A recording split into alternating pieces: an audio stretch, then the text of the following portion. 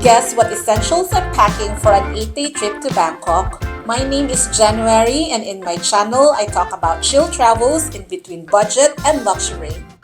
In this video, I'll share my travel essentials for my upcoming family trip to Bangkok. And super excited ako dito sa trip na to, guys, but I am traveling during the rainy season. So join me as I pack smart essentials that will keep me cool, stylish, and ready for the weather. Stay tuned until the end for a pro tip that will save you tons of space. Let's go!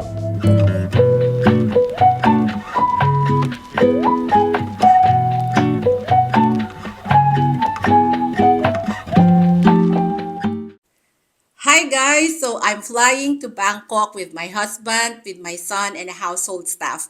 At ako yung in charge sa pag-impake for myself and for my son. Wala lang issue dyan, sanay ako dyan kasi ako naman talaga yung nag-e-empake for us. But, ang problem ko lang is traveling to Bangkok during July can be tricky. Kasi yung weather dyan is bipolar. So you make plans and you regret making plans because nothing goes as planned. If you know what I mean. So, ang question dyan, guys, is ano ba yung dadalahin ko? It's always hot and humid in Bangkok. So, kailangan maaliwalas na damit yung dala ko. But, umuulan. So, paano yan? Kailangan ko bang magdala ko ng mga raincoat? Yung sapatos ko, pwede ba ako mag all-white sneakers? Or dapat mga sandals or slippers na lang yung dalhin ko? So, yeah. I usually plan naman what to bring. But medyo thorough lang talaga ako this time around because we're going to Bangkok during the rainy season. Kasi if I don't plan thoroughly, chances are I'll be bringing the wrong set of clothes, the wrong set of shoes, o kaya naman I might overpack. Because, alam nyo guys, ang mga mommies, if we can only bring the whole house, we would. So, eto guys, papakita ko sa inyo ang aking packing process. First of all, I check the weather. Whenever I would travel, I would always check the weather app and understand the trends and hinahanap ko rin what are the weather predictions.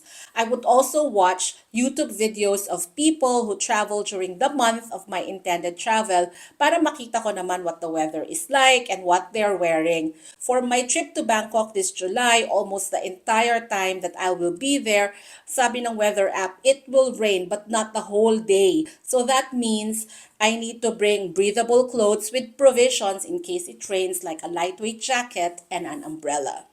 Secondly, I make the itinerary. I can do very, very detailed itinerary, guys, no? Especially dun sa mga places na first time kong pumunta or I'm not so familiar with. Pero may mga places naman like Seoul, Bangkok, or Singapore na ang dalas kong pumunta, so I don't need to make a detailed itinerary. But this is not to say na hindi ako gumagawa ng itinerary. Kumbaga, I still make some plans but I explore on the spot. Once the itinerary is set and the weather app is checked, I next plan on my clothes. I plan the clothes depending on what's in my itinerary. I'm a little more conscious now about what I wear, and I'm also a little more intentional when it comes to the pieces that I bring. About being intentional, guys, let me give you a side kwento. So when I went to Hong Kong last year with the Junk Mamas, these are my girlfriends in my recent Seoul vlogs, guys, kung hindi nyo pa napapanood yan. So, no, dun sa Hong Kong, guys, nawala ko yung tennis bracelet ko. Alam nyo, hindi rin ito yung first time na may nawala sa akin. Nung layover namin sa Korea in 2019 from a trip sa US, guys, nawala ko yung passport ko. Laman siya ng wallet. Actually, yung wallet ko yung nawala ko and laman doon yung passport ko. Thankfully, sa Korea ko siya nawala.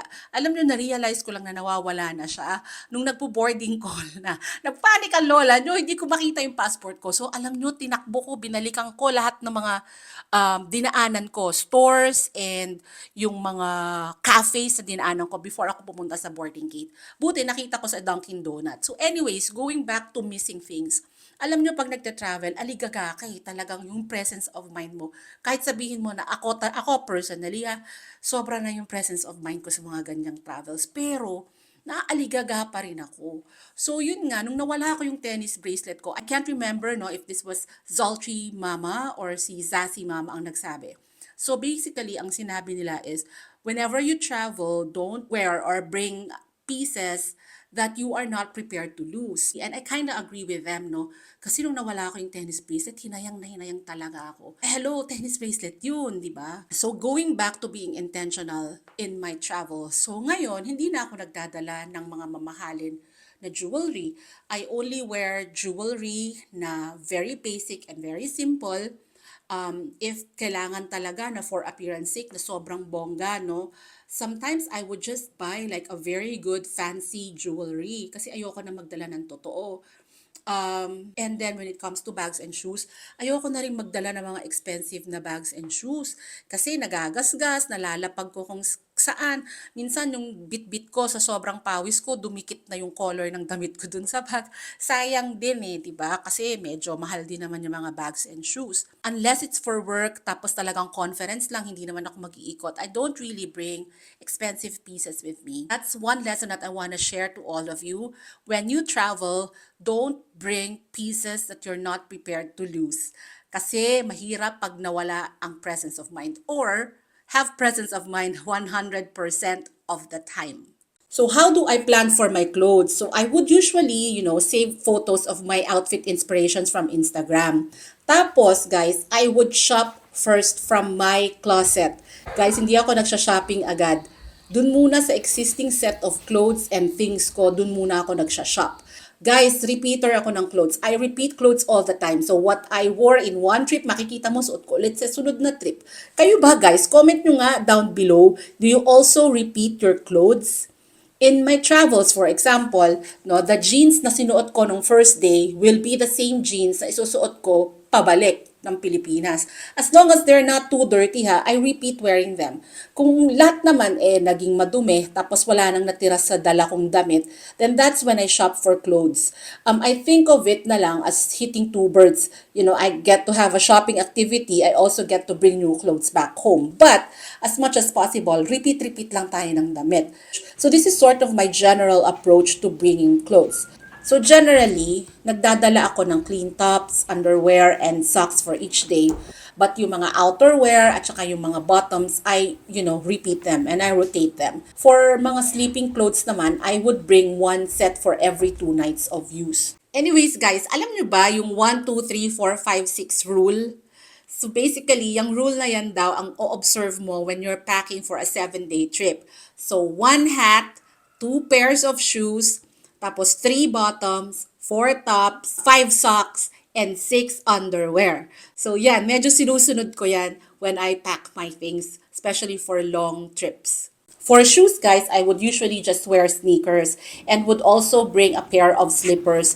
But pagka naman may mga work travels ako, I also bring some flats and shoes with heels. These days, I tend to bring a disposable bath towel na and face towel para habang nagagamit ko sila, I also empty some space in my luggage. And then, I also bring medicines with me. This is sort of like a first aid kit. Meron din akong dalang high blood pressure monitor, may oxygen monitor, may thermometer, bandages, etc. And then for toiletries, I usually just bring my own lotion and deodorant and toothbrush, pati yung skincare. So skincare naman, very basic. I just bring a cleanser, a toner, a serum, moisturizer, mask, and sunscreen.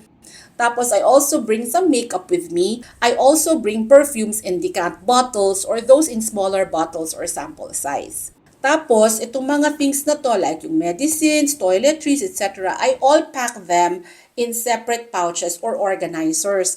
Kasi pagdating ko sa hotel, as soon as I unpack them, nilalagay ko na sila agad sa right places. Now, with respect naman doon sa aking hand carry luggage, I put my laptop and chargers dyan.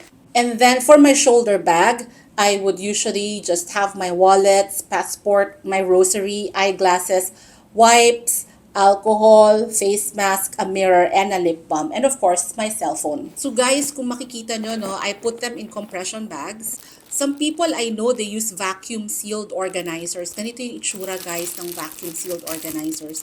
But this time, compression bags yung gagamitin ko. Guys, paalala ko lang that when you use compression bags, they're really helpful no pagdating sa organizing and saving space, but they don't save you kilos. So it's the same weight, guys. Okay, there guys, I think I managed to put them all in. Sakto ako guys, hindi ako nag-over sa 25 kilos and I still have some space left for shopping. Now that I've packed, let's now go to my packing tips to help you save space. Number one is go digital. So guys, alam ko yung iba, they would love to bring like physical books, pero yung books can also be bulky. So yan, if you can just download an ebook, baka pwedeng mag-digital na lang kayo like ebook. Unless it's a requirement, you don't have to print naman your hotel reservations or yung inyong mga flight tickets.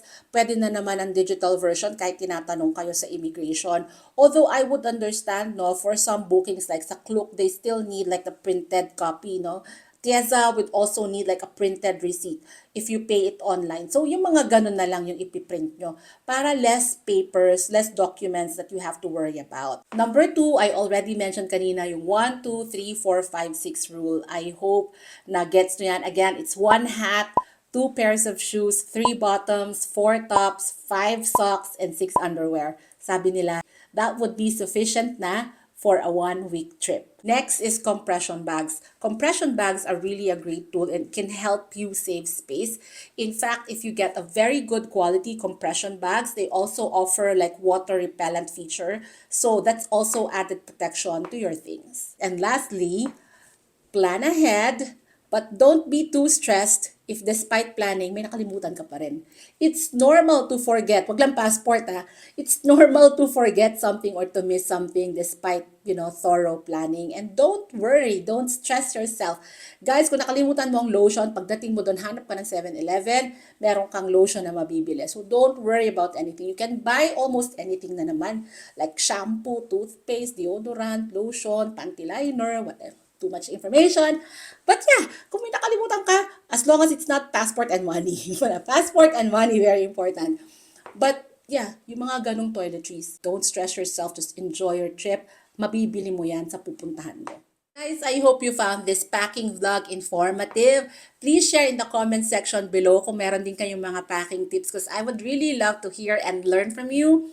Tapos, if you also want to find other travel tips and inspirations, I have a playlist of travel vlogs. So, puntahan nyo lang yan. So, yun guys, I'll be ending the vlog here and the next time I'll see you, I'll be at the airport. Thank you everyone for watching and bye!